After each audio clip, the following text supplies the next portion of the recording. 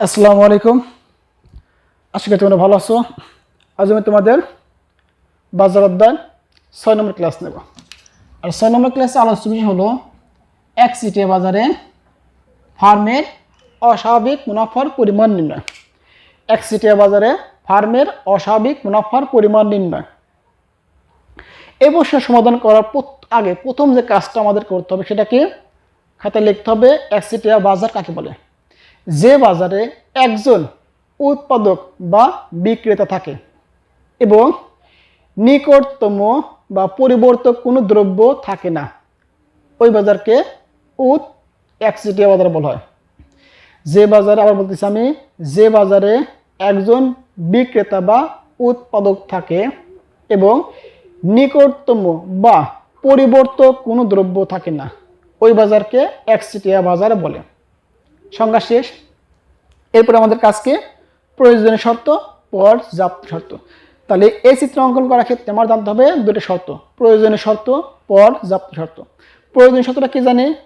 প্রয়োজনীয় শর্তটা কি জানি? এমসি রেখা এমআর রেখা পরস্পর সমান হবে। এমসি রেখা এমআর রেখা পরস্পর সমান, এটা ছিল প্রয়োজনীয় শর্ত।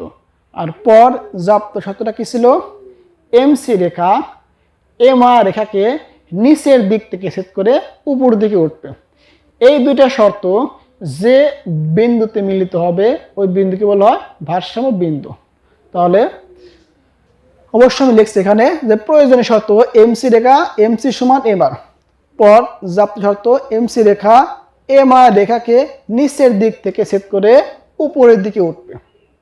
তাহলে আমরা খাতায় যখন লিখবো প্রথম দেবো সংজ্ঞা যে একচেটিয়া বাজার কাকে বলে, এরপর দেবো প্রয়োজনীয় এবং পর্যাপ্ত শর্ত, এরপরে কাজকে আমাদের চিত্র অঙ্কন করা। চিত্র অঙ্কন করা, একটু খেয়াল করো, চিত্র অঙ্কন করা। চিত্র একদম সহজ,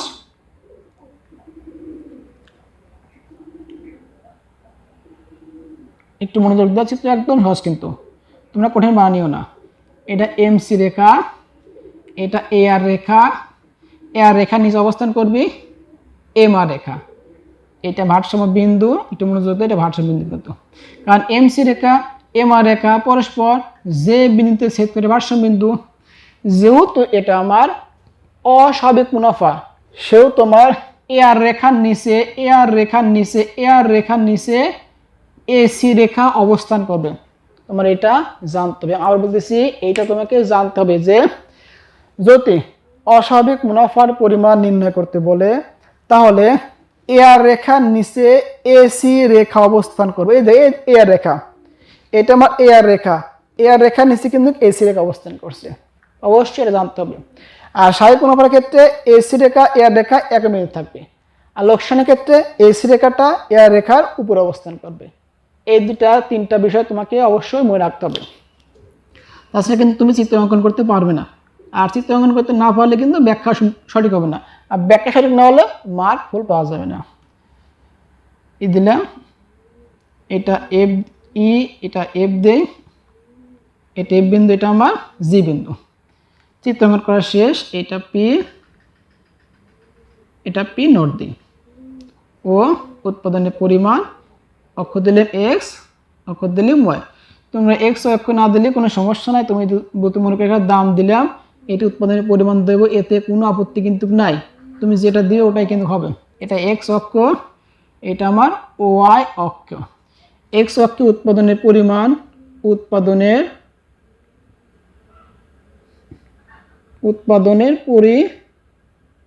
পরিমাণ, আর ওয়াই অক্ষে দাম,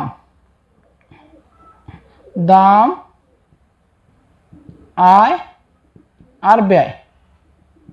এ তোমাদের চিত্র অঙ্কন করা শেষ। চিত্র অঙ্কন করার পরে চিত্র ব্যাখ্যা দেবো। আমরা চিত্র ব্যাখ্যা, অর্থনীতির আমরা কোনো চিত্র ব্যাখ্যায় বই বা গাইড দিয়ে মুখস্থ করব না। কি বলছি বলো? অর্থনীতির একটা চিত্র আমরা বই বা গাইড দিয়ে মুখস্থ করব না। তাহলে কি করব?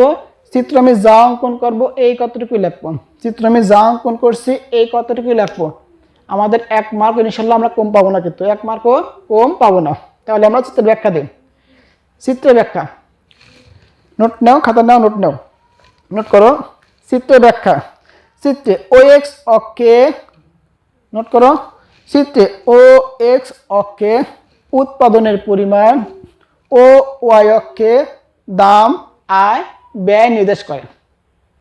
নোট করো, আবার বলতেছি চিত্রে ও এক্স অক্ষে উৎপাদনের পরিমাণ ও ওয়াই অক্ষে দাম আয় ব্যয় নির্দেশ করে। চিত্রে এমসি, এসি, এআর, এমআর রেখা যথাক্রমে প্রান্তিক খরচ, গড় আয়, প্রান্তিক আয় নির্দেশ করে।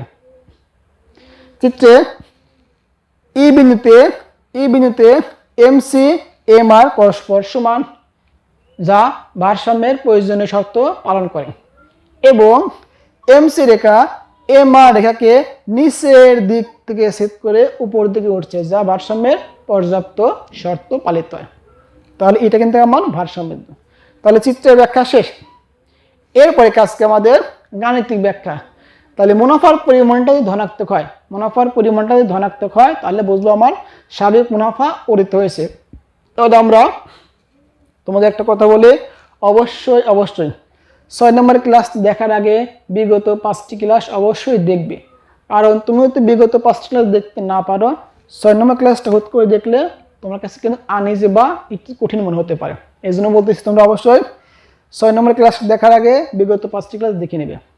তাহলে আমরা গাণিতিক ব্যাখ্যায়, তাহলে মুনাফা সমান কে জানি বলো? মুনাফা পাই সমান কে জানি? TR minus TC. পাইটা হচ্ছে মুনাফা আর TR total revenue minus total TC total cost. মোট আয় থেকে মোট ব্যয় বাদ দিলে যেটুকু বাঁচবে ওইটাই আমার মুনাফার পরিমাণ। তাহলে আমরা কিন্তু গাণিতিক ব্যাখ্যা দেব। মোট আয় কি বলো? টিআর। আমি এআর কে গুণ করব উৎপাদনের পরিমাণ দ্বারা। একটু খেয়াল করো, আরেকটা কথা বলে, আম গাছে আম ধরে, জাম গাছে জাম ধরে। আম গাছে কখনো আম ধরতে পারে না, জাম গাছে কখনো জাম ধরতে পারে না। এআর রেখা যেখানে দাম রেখা, কিন্তু এআর রেখা জায়গায় স্পর্শ করছে সেটা আমার দাম রেখা। এসি রেখা জায়গায় স্পর্শ করছে, এসিটা কি খেলা? এসিটা কিন্তু গড় খরচ রেখা। তার মানে এসি কার সাথে সম্পর্ক? এসি আমার খরচের সঙ্গে সম্পর্ক। এটা কার সঙ্গে সম্পর্ক?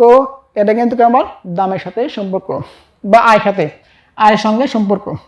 তাহলে গড় আয়কে উৎপাদনের পরিমাণ দ্বারা গুণ করলে পাওয়া যাবে না মোট আয়। এই যে গড় আয় রেখা জি নিষেধ করছে, জি সোজা দাম কত? ওপি। দাম আমার ওপি। উৎপাদনের পরিমাণ কত বলো? O Q. এইটাও তুমি জ্যামিতিক আকারে আয়তক্ষেত্র বিবেচনা করতে পারি, ও পি জি কিউ। তাহলে মোট আয় কত? O P G Q. এরপরে মোট ব্যয় টিসি। মোট ব্যয়টা কি? গড় খরচকে উৎপাদনের পরিমাণ দ্বারা আমি গুণ করব। গড় খরচকে উৎপাদনের পরিমাণ দ্বারা আমি গুণ করলে পাওয়া যাবে না মোট খরচ।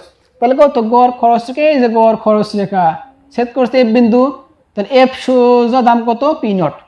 তাহলে গড় খরচ এসি গুণন উৎপাদনের পরিমাণ, তাহলে গড় খরচ কত? দাম কত বলো? দাম আমার ও পি নট গুণ উৎপাদনের পরিমাণ ও কিউ। এইটা যদি আমি জ্যামিতি আকারে লিখতে পারি বা আয়তক্ষেত্র বিবেচনা করি, O P naught F Q. O P naught F Q. তাহলে মোট আয় পাইছি, মোট ব্যয় পাইছি, মুনাফার পরিমাণ লিখতে পারি। আমরা জানি কি জানি বলো? মুনাফা পাই সমান টিআর মাইনাস টিসি। তাহলে মোটায় যাও, মোটায় ও পি জি কিউ। মোট ব্যয় কত? O P naught F Q. একটু মনোযোগ দাও। ও পি জি কিউ মোট আয় বাদ দিচ্ছে কত? মোট ব্যয় ও পি এফ জি। তাহলে এই পুরো অংশ থেকে যখন আমি এইটুকু বাদ দেবো, তাহলে বাঁচবে কতটুকু? এইটুকু বাঁচবে, কিন্তু বাঁচবে কোনটুকু? এইটুকু বাঁচবে। তাহলে মুনাফা কতটুকু? P not P G F.